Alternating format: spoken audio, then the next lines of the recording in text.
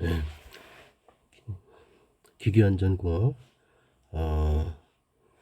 7주차 3차시 강의를 시작하도록 하겠습니다.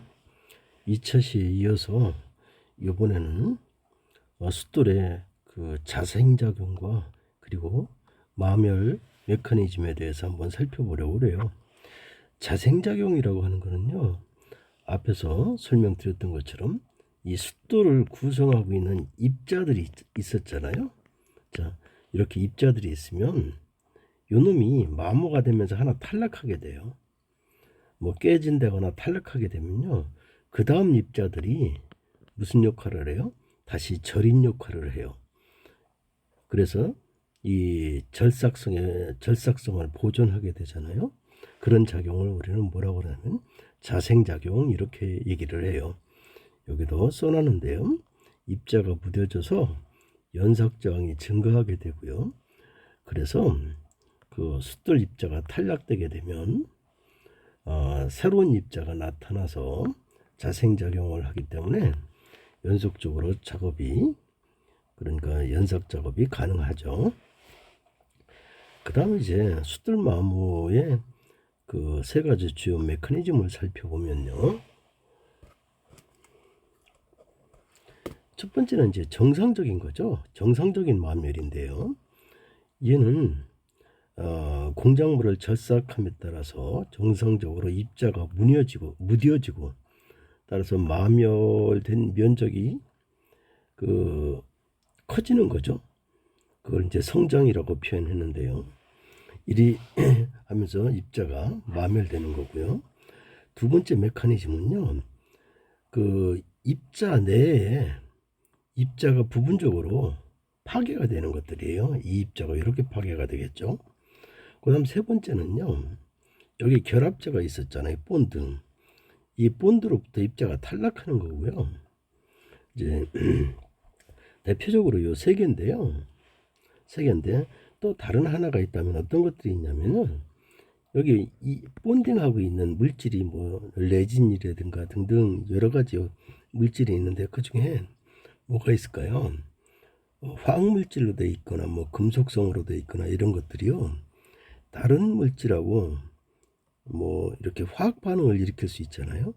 그래서 부식이 되는 거예요. 그래서 요 본딩 되어 있는 요 강도를 떨어뜨려요. 특히 아까 설명드렸던 것처럼 네지노이드, 그리고 그렇죠, 네지노이드, 이런 것들이 앞에서도 설명했었는데요, 뭐에 영향을 받아요? 알카리성 절삭력에 영향을 받는다고 했잖아요. 그래서 이렇게 이런 부분들이 그 본드가 부식에 대해서, 화학 반응에 의해서 부식에 대해서 강도가 떨어져서 입자가 탈락하는 경우죠. 그 다음 이제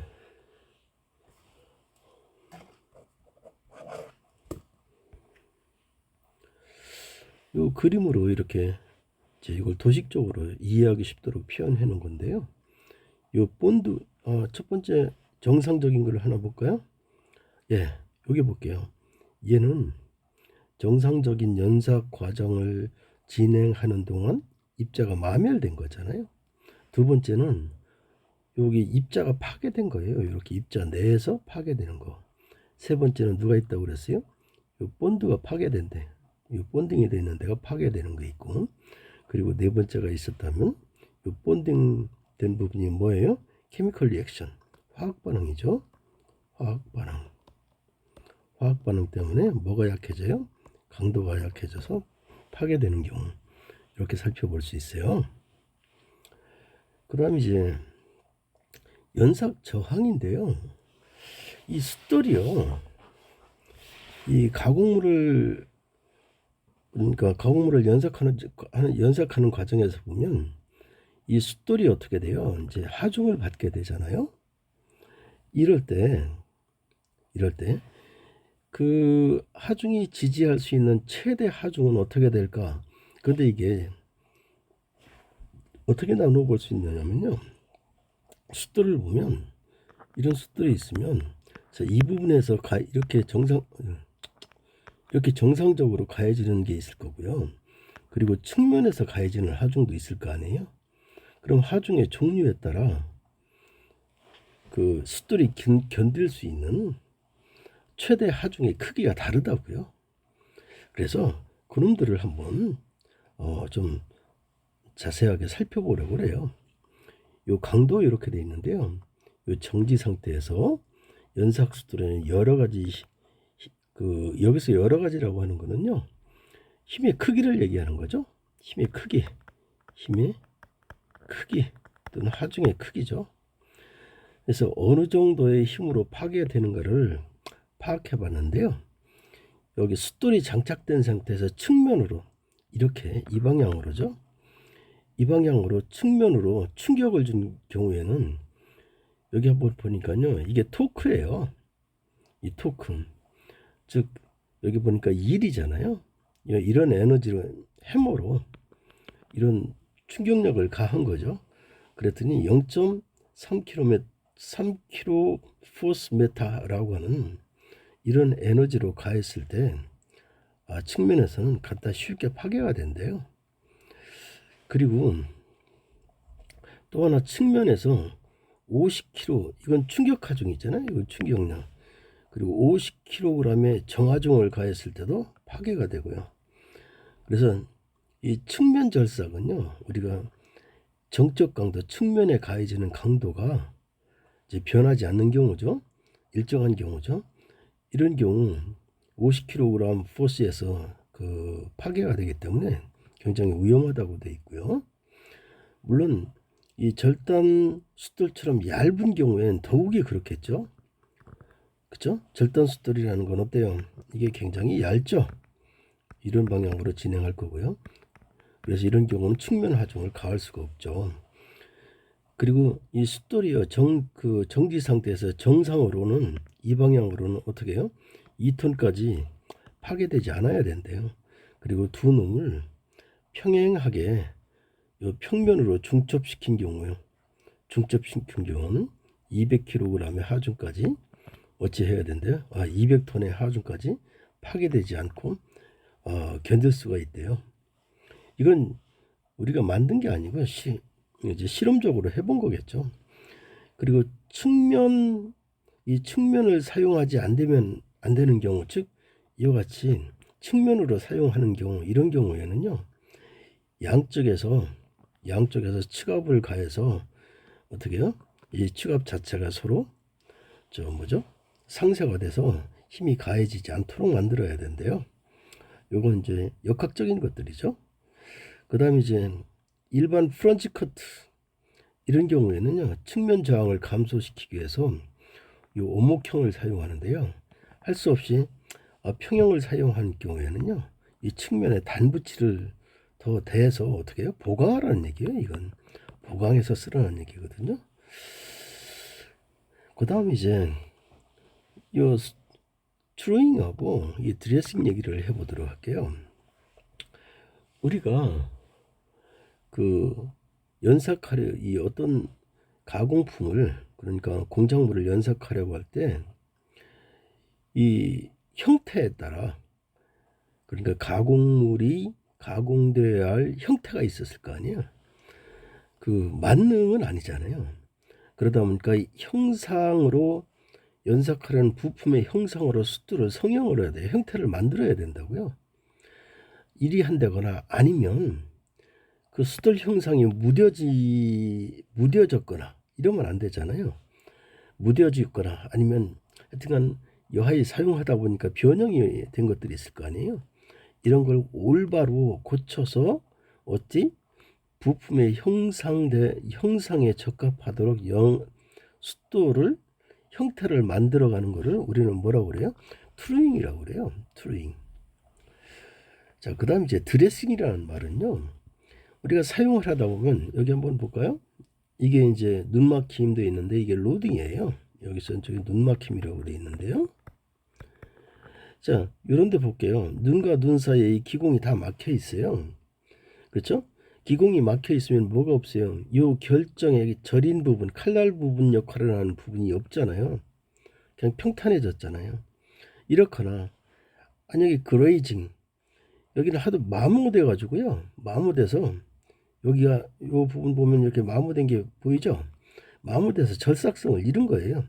절삭성을 잃으면 어떻게 돼요? 그 제거를 피삭제를 공작물을 절삭을 하지 못하죠.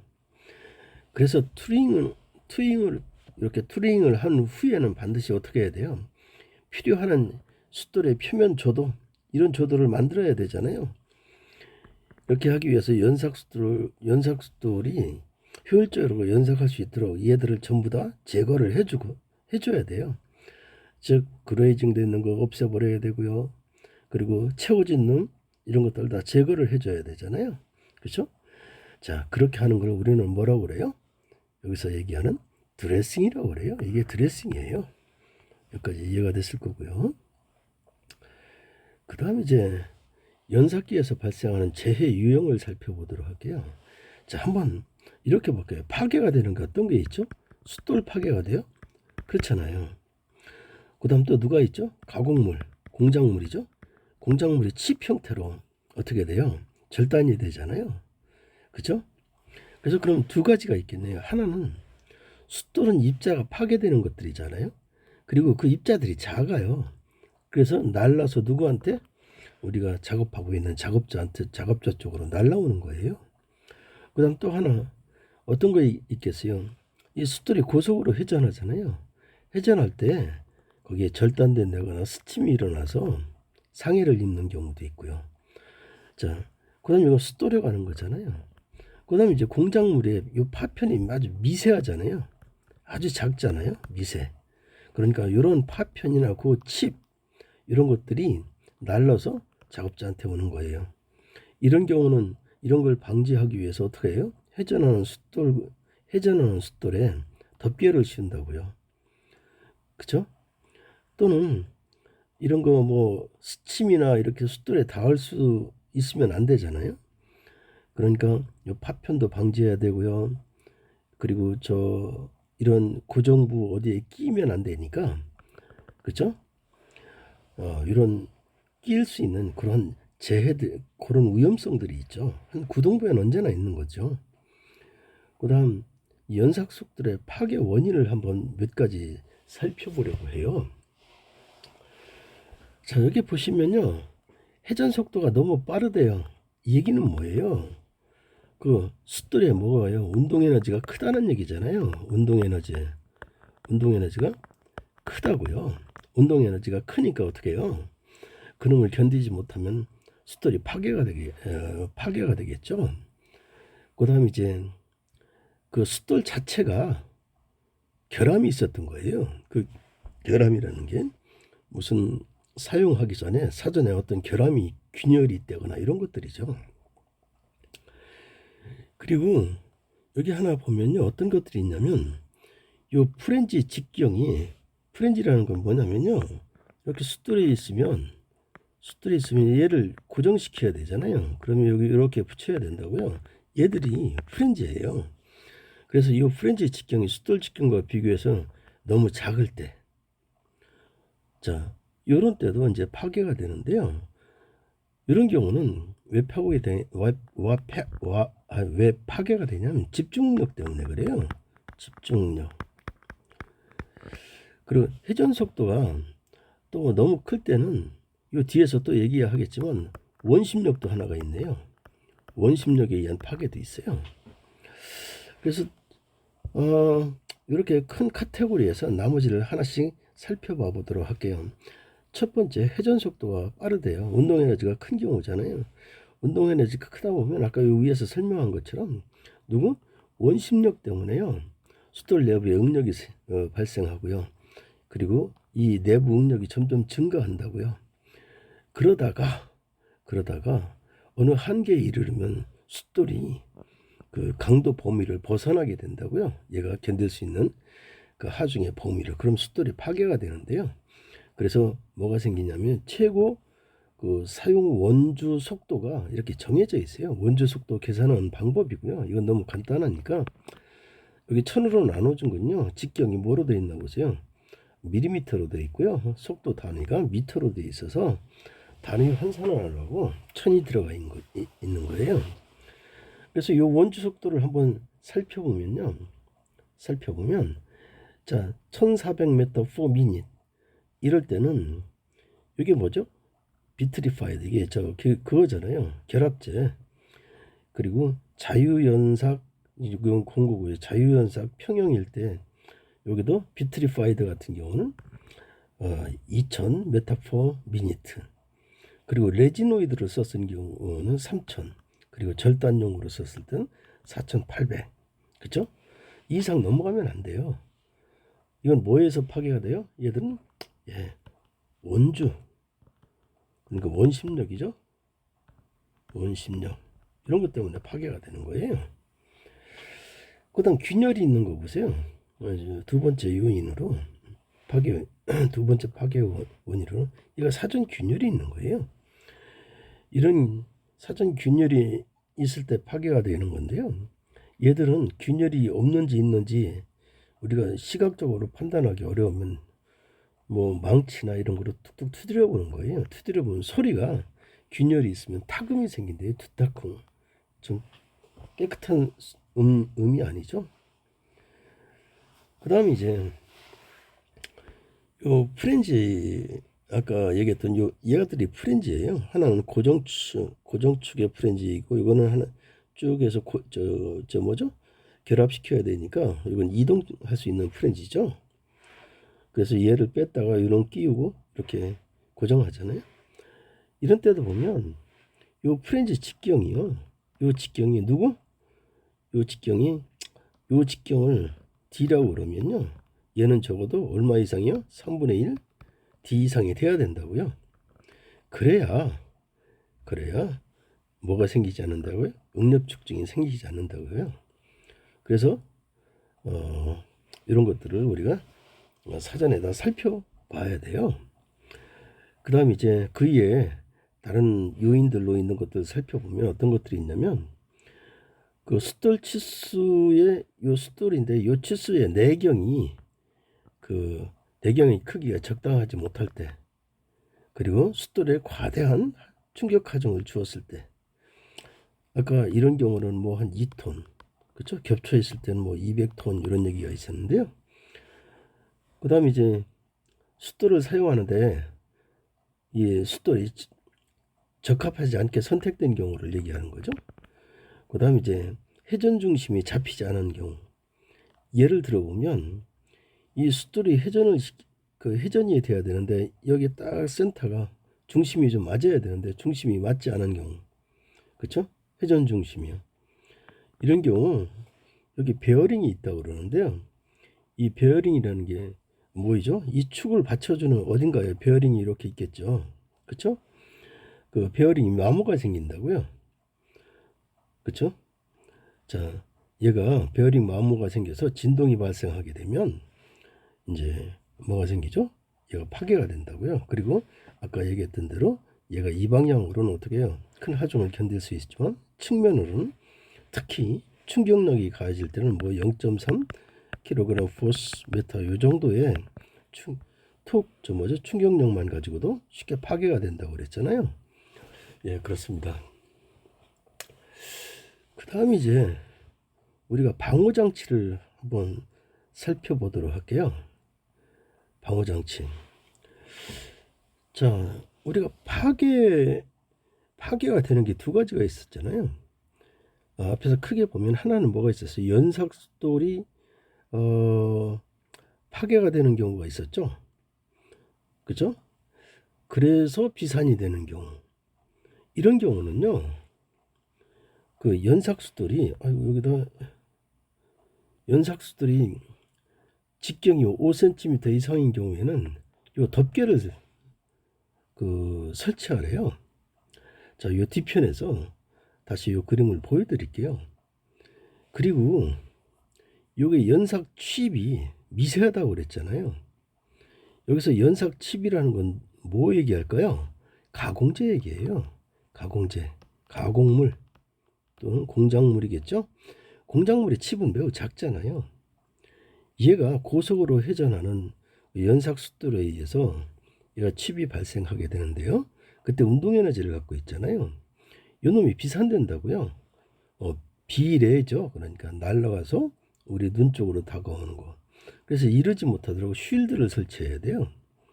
이 뒤편에서 쉴드 문제도 한번 살펴봐 보도록 하겠습니다. 그리고 이 덮개는요, 이거 강도가 좀 큰 재료를 써야 되는데 요 밑에서 추가로도 설명을 한번 해보도록 할게요. 그리고 여기 그 두께는 충분한 강도를 가져야 된다고 그랬어요.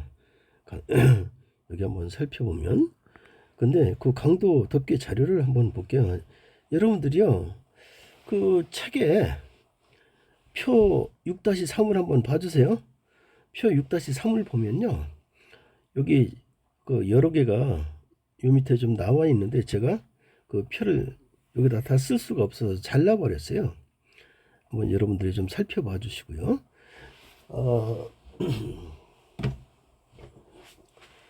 제가 한번 6-3이요.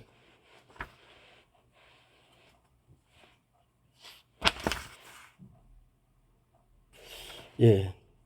요 6-3에서는 안전 두께의 재질 이렇게 돼 있는데요. 자, 재질을 보면 이게 뭐죠? 2000 그 원주 속도예요. 이 2000m for 미니시어 분당 원주 속도가 2000m per minute 이하일 때는 뭐 주철이나 주광이나 이런 것들을 쓸 수 있고요. 재질이. 그리고 300m per minute 이하일 때는 가단 주철, 뭐 주광. 그리고 여기 보니까 3000을 초과한대요. 그러면 주철을 쓰면 안 되죠. 뭐를 써야 돼요? 이제 강을 써야 된대요. 주광.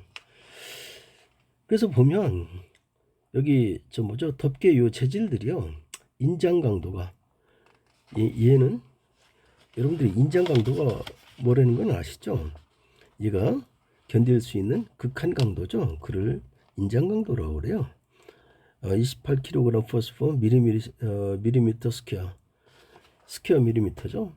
이거나 연신율이 강이기 때문에 좀 높은 편이죠. 14% 이상인 아변 강판을 이제 사용해야 되는 거고요. 그리고 여기 보니까 누가 있죠? 숫돌의 원주 속도가 이건 절단하는 속도 절단하는 숫돌이에요. 이럴 때 덮개 자료는 인장 강도가 절단용은요 18kg 포스포 스퀘어 밀리미터 연신율은 2% 이상. 이런 알루미늄 재질도 이런 경우는 가능하대요. 자, 이건 뭐 우리가 선택해서 써야 되는 것들이죠. 그 다음 이제 아까 제가 설명하려고 했던 게 바로 이거였었는데 이거 6.4에 나오네요. 여기 한번 살펴보시면요, 이 덮개인데 아변 강판. 아까 아변 강판이 얼마라고 했죠? 28kg force 스퀘어 밀리미터. 그렇죠? 이 두께인데요. 요 아변 강판 재료로 만든 요 덮개. 요 두께는 어떻게 선택을 하느냐면요. 최고 사용 속도 어디 갔나요? 예, 요거 여러분들 사용 속도는 쉽게 결정할 수 있죠. 그리고 연삭 속도의 두께 그리고 직경에 따라 이것들이 달라지는데요. 뭐가요? 이 두께가요. 여기 한번 보도록 할게요. 숫돌의 외부 직경이 205mm겠죠? 미만. 그리고 이 밴드의 최소 두께, 얘들이 밴드겠죠? 보호덮개. 그리고 여기 니벳이 있죠? 니벳의 직경, 숫돌의 직경. 그리고 요 돌출량. 그렇죠? 이제 이렇게 정해져 있네요. 그래서 밴드의 최소 두께가 이제 이렇게 정해져 있는 것들이죠. 그리고 돌출량은 요 밖으로 튀어나온 게 돌출되어 있는 게, 요 밖으로 튀어나왔다는 게 돌출된 거 아니겠어요? 여기 딱 맞으면 안 되잖아요. 밖으로 튀어나온 거. 그래서 이 규격을 보면요, 연삭계의 각종 필요 규격을 나타낸다고 그러는데요. 이제 덮개에 대한 것들이에요. 직경이 크면, 직경이 점점 더 커지면 요 밴드의 최소 두께 요놈도 몇 mm까지 와요? 6.4mm까지요. 그리고 여기 리벳도요 9.5mm예요. 그 숫돌의 두께도요 직경이 커지면 얘가 커져야 되겠죠.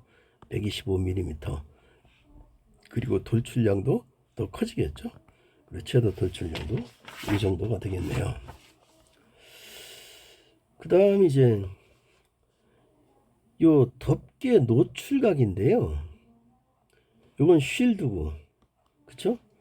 요거는 이제 요 받침대인데요. 이 노출각을 한번 살펴봐 보도록 할게요. 이게 이제 연마석도 있는 게 뭐이겠어요? 저게 뭐죠? 이게 쉴드고, 여기 연마석도 있는 게 뭐죠? 숫돌이죠, 숫돌. 그리고 요게 이제 받침대예요. 이게 받침대. 그리고 이게 구동 못하고요.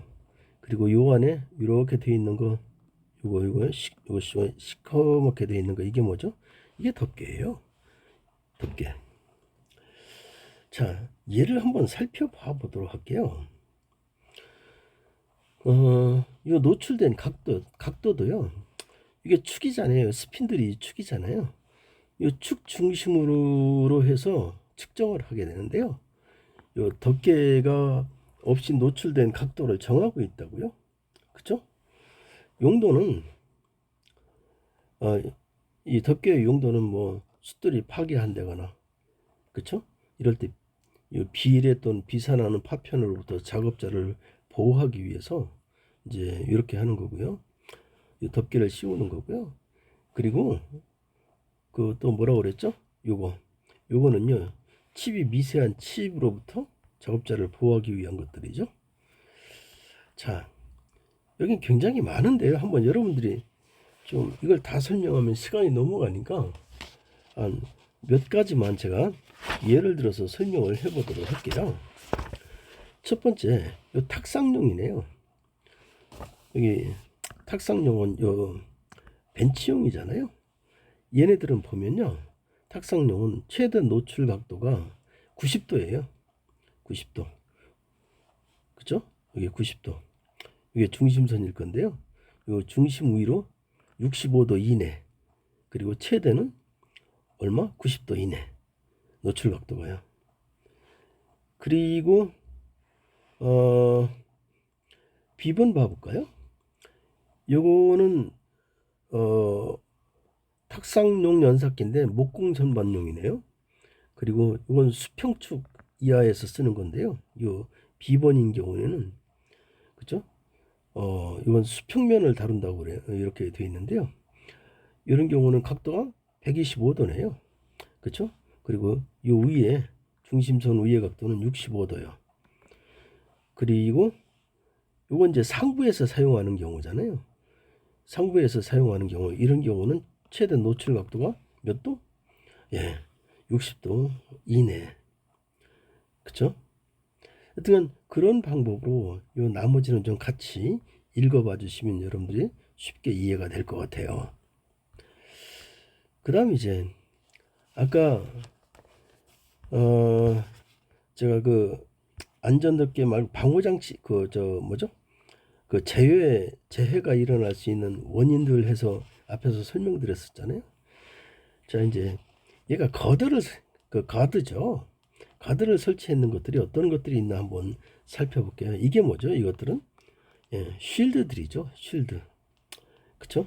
그리고 이게 받침대였고, 그리고 우리가 중점적으로 앞에서 봤던 것들이 이것들이 뭐였어요? 이렇게 되어 있는 것들이 덮개였죠.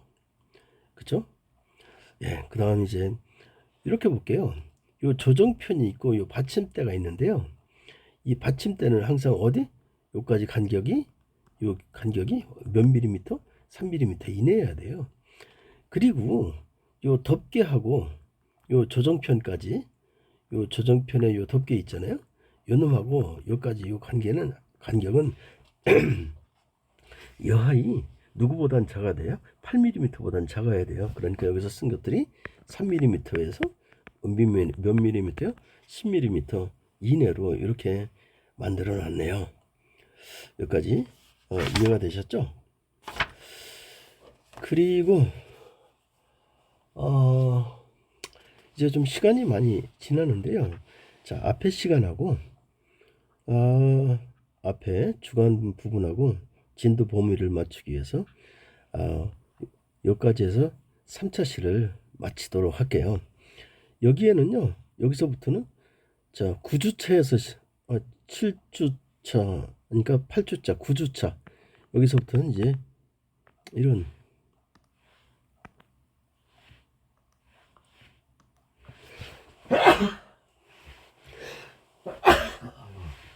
미안합니다. 여기서부터는 9주는 9주차에 이제 그 강의를 시작하도록 할 거고요. 그리고 이제 시험은요, 지금까지 공부한 이 범주 내 연수 문제에서 연수 문제를 좀 꼭 풀어 보십시오. 자, 연수 문제 위주로 시험 문제는 출제를 할 거고요. 그리고 계산 문제는 꼭 풀어봐 주셔야 돼요. 이제 객관식도 있고 거기 주관식도 있을 건데, 주관식의 그 계산 문제는 좀 꼭 풀어봐 주시고요. 그리고 시험 일정인데요. 시험 일정은 제가 토요일 우리 수업 시간에 쳐야 될 거니까요. 토요일 오후 9시 15분, 그렇죠? 이때부터 시작하니까 이때 토요일 날 시험 이제 대면이니까요. 그 시험을 치게 될 건데요. 여러분들 혹시 제가 과사무실에 얘기는 그 해놓을 건데, 그 시험 일정 있잖아요. 시험 일정하고 그다음 뭐죠? 장소 요것들을 다저 그 뭐야 카카오톡이 됐든 메시지가 됐든 요것들이 학생 여러분들한테 통보가 되도록 제가 과사무실에 말씀을 드려놓도록 할게요. 요건 예정이에요. 예정이고 확정된 건 제가 과사무실을 통해서 여러분들한테 전달이 되도록 할 테니까 그 메시지가 오면 꼭 확인을 좀 해주세요. 자, 오늘 수고하셨습니다.